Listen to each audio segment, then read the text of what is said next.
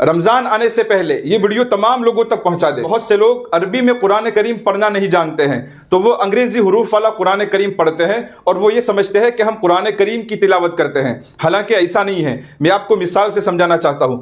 دیکھیے یہ عربی کے 4 الفاظ ہیں، ظل، ظل، ذل، ذل، معمولی سا فرق ہے اور چاروں الفاظ کا ترجمہ الگ ہے۔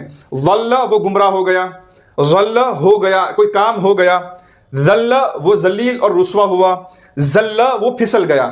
چاروں کا ترجمہ الگ ہے، لیکن اگر ان 4 الفاظ کو انگریزی حروف میں لکھنے جائیں گے تو کوئی بھی فرق نہیں کر پائیں گے۔